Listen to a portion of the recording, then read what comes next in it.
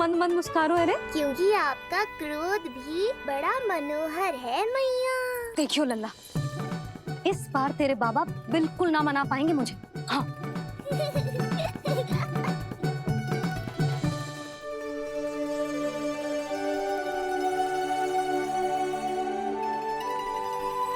जे मथुरा से लेकर आयो, पहनकर दिखाओ ना। लल्ला मैं अभी आई। हाँ यशोदा, यशोदा देख तो लो। बाबा, वस्त्रों और आभूषणों से कुछ नहीं होने वाला।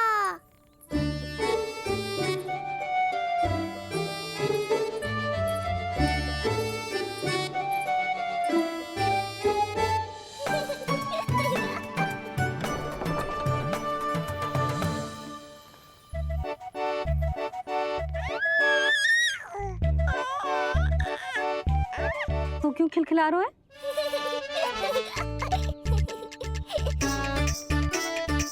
मैं तो बस इसे संभाल कर। तू चुप कर लल्ला।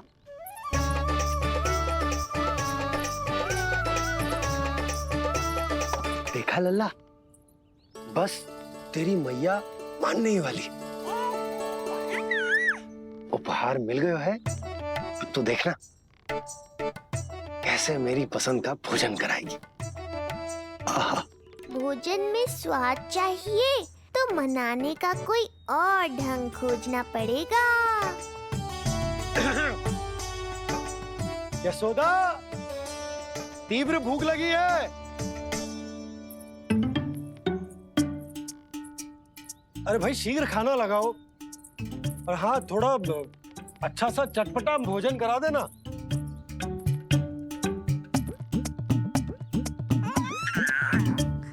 अब देखना अच्छे अच्छे पकवान लेकर आएगी।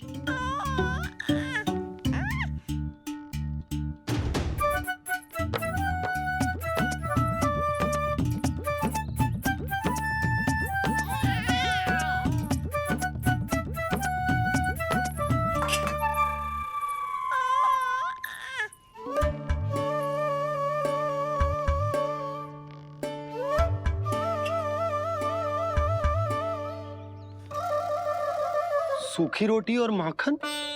जो अपनी पत्नी को पूरी बात ना बताते, उन्हें 56 भोग ना मिलता भोजन में। भले ही मनाने के लिए नए वस्त्र क्यों ना लाएं, हाँ नहीं तो।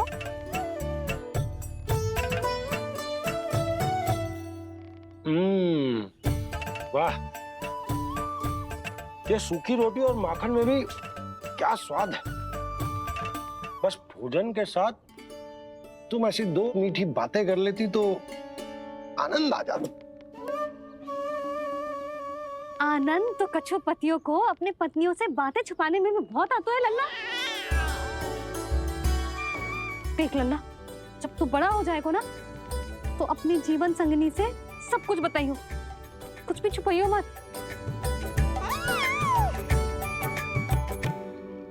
तभी तो तू अच्छा पति कहलाएगा ना। ना तो रूखी सूखी मिलेगी खाने में। हाँ। अब तक तो चुप्पी साध कर बैठी थी, कम से कम ताना तुम्हारा। ये प्रसन्न होने की बात नहीं है बाबा, अब तक तो केवल बदली छाई थी।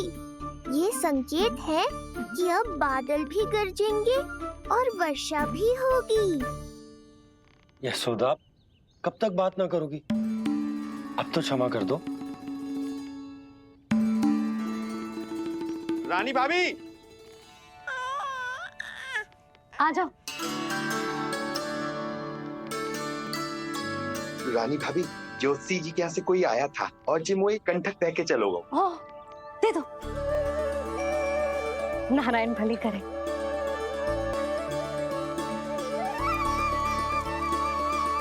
कंठक किस लिए? तुझ पर इतने संकट आ रहे हैं ना लल्ला, इसीलिए ज्योतिषी जी से कह के जो यंत्र वाला कंठक मंगवाओ है तेरे लिए।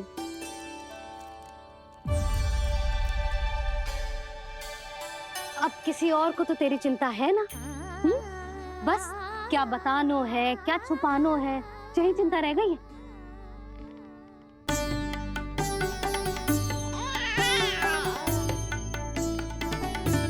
यशोदा, चिंता मुझे भी। तभी तो बता ना पा रहा हूं कि हमारे लल्ला पर आने वाले संकट। भीख जितना शीघ्र जान लेंगे उतना ही अच्छा है आपके लिए। गोकुल में पल रहे उस बालक के रूप में स्वयं विष्णु धरती पर आए हैं।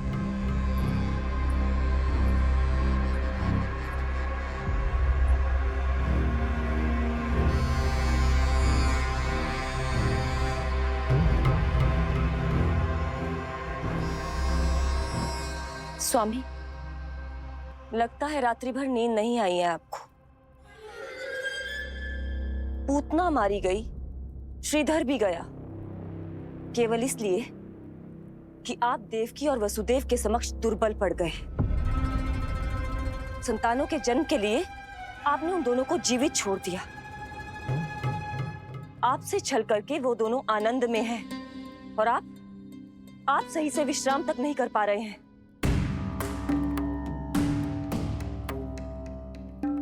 स्वामी, यदि आपके स्थान पर मैं होती ना, तो उन दोनों को ऐसा कठोर दंड देती कि उचित समय पर हस्ती। पहले मैं उन दोनों के उस मायावी बालक का वध करूंगा, फिर उन दोनों को अपने पैरों के तले कुचल दूंगा मैं। किंतु जब तक ऐसा नहीं होता तब तक उन्हें जीवित रहना होगा, क्योंकि उस शिशु विष्णु के विरुद्ध वही दोनों मेरा सुरक्षा कवच है। चिंता करो कंस मामा, आपका ध्यान अपने ऊपर से हटने दूंगा, तभी तो कुछ और सोच पाओगे। पुत्र होने का दायित्व मुझे दोनों के प्रति निभाना होगा, चाहे वो मुझे जन्म देने वाले माता पिता हो या मेरा लालन पालन करने वाले मैया और बाबा, जो इस समय युद्ध के लिए तैयार है।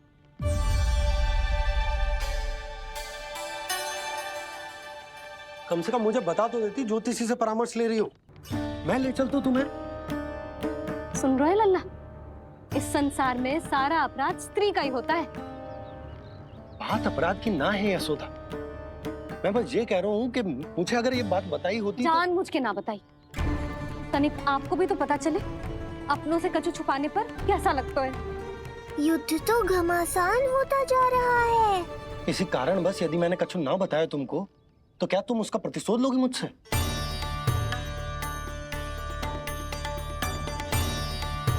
हे नारायण, ये क्या कहना चाहते हैं? क्या इतनी कठोर हूं मैं? लल्ला के लिए एक छोटा सा निर्णय तो लियो मैंने। अपने लल्ला पर क्या इतना भी अधिकार ना है मेरा? अब क्या हर बात पर अनुमति लेनी पड़ेगी मुझे?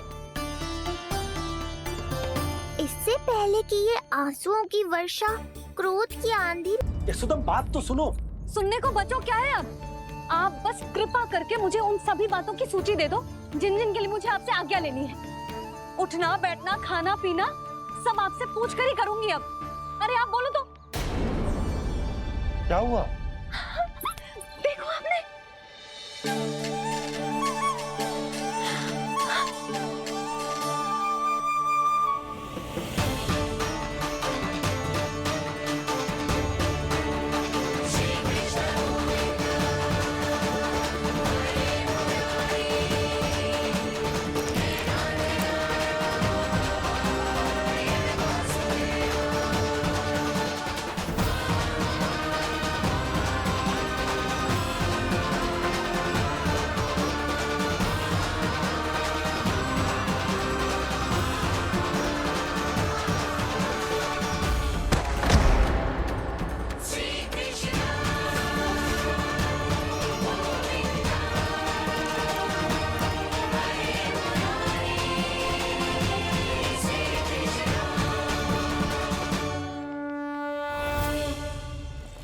हमारे लल्ला ने अपनी पहली करवट ले ली।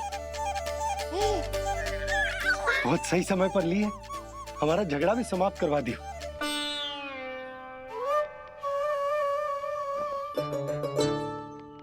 यशोदा भाभी, तुम दोनों ने क्षण भर की देरी कर दी। अभी अभी लल्ला ने पहली करवट ली है। हाय, सच्ची? अब भूला जानकी, तुम पूरे गोकुल में मिठाई बंटवाओ। गोकुल के राजकुमार ने आज पहली करवट ली है। हाँ। और यशोदा तुम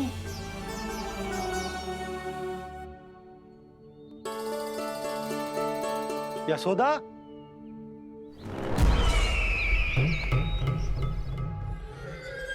कौन था वो? कहाँ गया? है? कोई तो है यहाँ। ये आप क्या कर रहे हैं स्वामी? कोई तो था, किसी ने तो मुझे धक्का दिया है। ये संभव नहीं है महाराज। इस कक्ष की सुरक्षा इतनी कड़ी है कि एक चींटी भी बिना सुरक्षा जांच के भीतर प्रवेश नहीं कर सकती। किंतु ऐसा हो सकता है जब वो विष्णु अपनी माया का प्रयोग करे। ये संभव नहीं है महाराज। इस कक्ष की सुरक्षा इतनी कड़ी है कि एक चींटी भी बिना सुरक्षा जांच के भीतर प्रवेश नहीं कर सकती। किंतु ऐसा हो सकता है जब वो विष्णु अपनी माया का प्रयोग करे।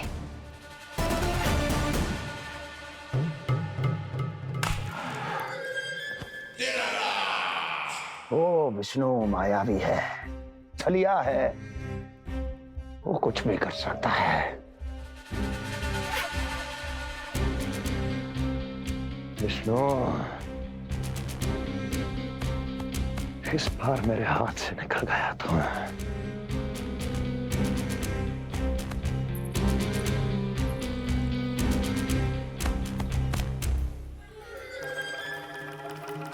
लौह को लौह काटता है। विष का उपचार है विष, और माया का माया। क्या कहना चाहती हो? यही कि इस कार्य के लिए पूतना और श्रीधर जैसों का चुनाव उचित नहीं था। ये सभी तो मानव देहधारी थे जिनकी पहचान सरलता से की जा सकती थी। इस कार्य के लिए आपको किसी ऐसे का चुनाव करना होगा जो मायावी हो, जो अपनी इच्छा शक्तियों से कहीं भी आ जा सकता हो, जो कि इस वातावरण का, इस प्रकृति का हिस्सा लगे, जैसे कि कोई पशु पक्षी।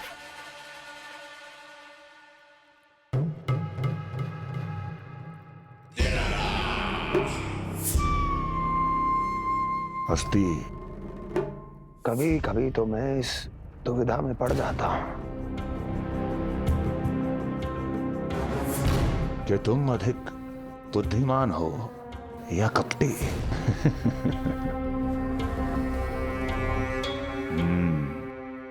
मैं जानता हूं कि अब मुझे किसे भेजना है, कौन है इस कार्य के लिए सबसे अधिक उपयुक्त। यशोदा, यशोदा,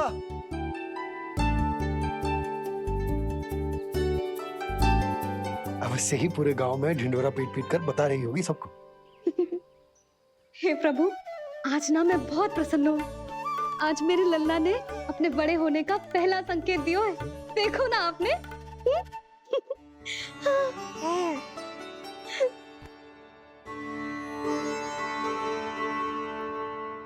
हमारा झगड़ा अभी समाप्त ना हुआ है। तुमको अभी बात ना करनी? मैया, अब मान भी जाओ ना। यशोदा, तुम जानती हो ना, मैं जो भी करता हूँ हम सबके भले के लिए करता हूँ। व्यर्थ कुछ ना छुपा तो मैं। इतना तो भरोसा है ना अपने पति पर, है ना?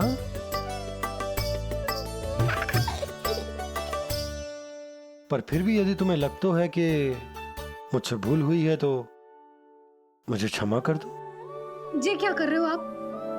कान तो मुझे पकड़ना चाहिए। आवश्यकता से तनिक अधिक क्रोधित हो गई मैं, नहीं? मुझे पता है, मुझसे अधिक मेरा भला बुरा जानते हो आप। मुझे समझना चाहिए ना, यदि आप मुझे कुछ ना बता रहे तो इसमें भी मेरा ही हित होगा।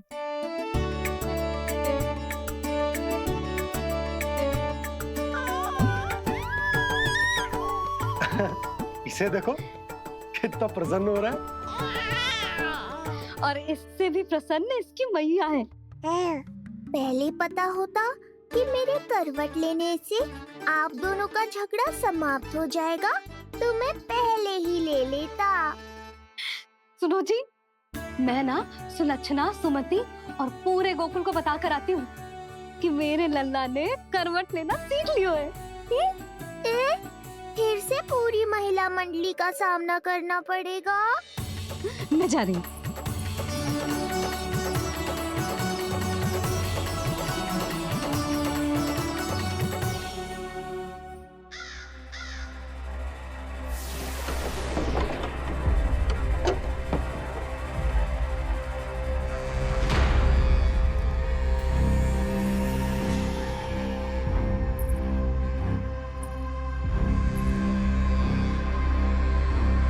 इस बार चुना है आपने असली योद्धा महाराज।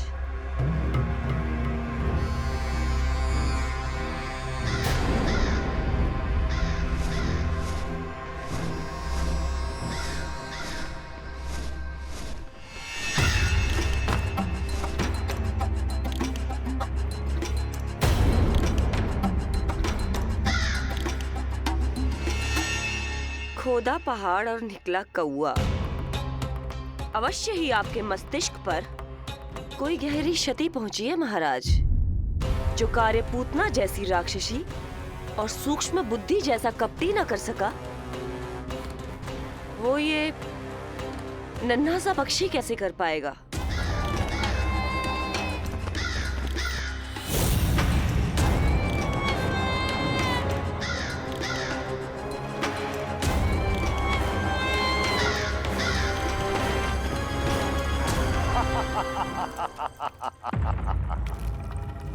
कागासुर, बताओ, क्या तुम में वो क्षमता, वो योग्यता है जो मेरे अधूरे कार्य को पूरा करने के लिए आवश्यक है?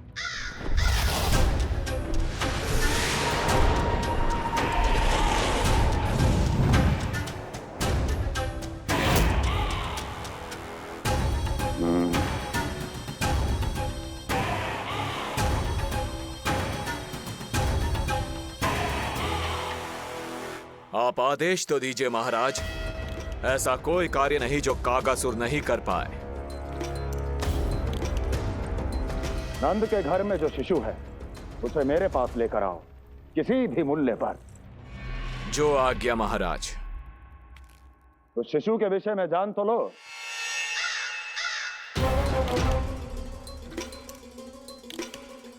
जितना आपने बताया उतना ही पर्याप्त है महाराज।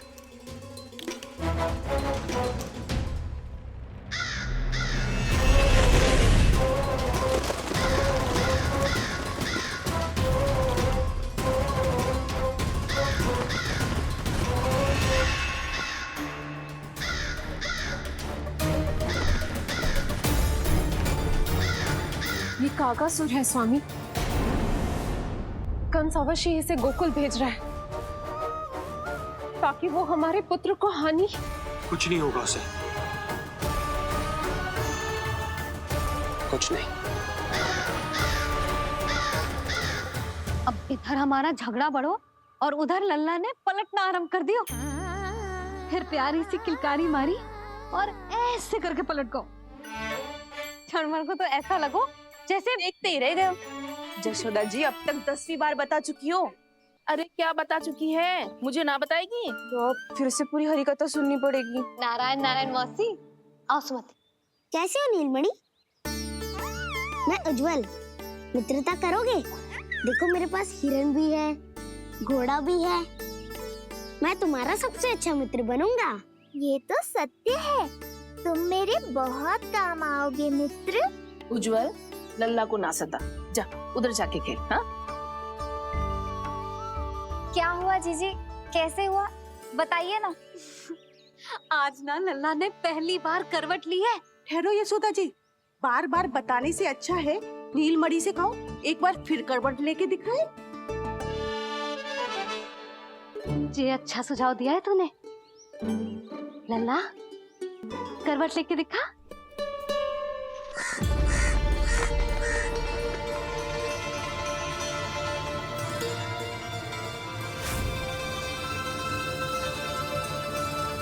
क्या हुआ? बोलो ना लल्ला को, जे तुम्हारी बात थोड़ी ना टालेगो।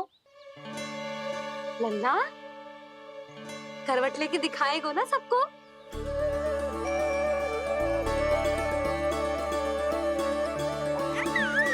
देखो कैसे हंस रहे जे। अभी करवट लेगो।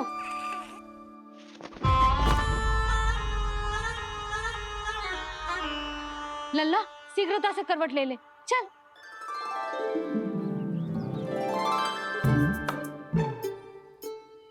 सब ऐसे देख रही है जैसे नटनटी का खेल देखने आई हो। नीलमणि चल, मेरे कहने में करवट लेकर दिखा दे। मैं तो तुझे बहुत प्रिय हूँ ना। हाँ, आप प्रिय तो हो, पर शेष सब भी तो प्रिय है मुझे। बालक मेरी कहीं मानते हैं, नीलमणि भी मानेगो। क्यों लल्ला, मानेगो ना? चल पलट के दिखा। तुतलाने की आवश्यकता नहीं है, सामान्य भाषा समझ आती है मुझे। जे किसी की ना सुनेगो, बस मेरी मानेगो। चल लल्ला, पलट के दिखा। इतना अहंकार, अब तो बिल्कुल नहीं लूंगा करवट। बस एक बार अपनी मैया की कहीं मान ले,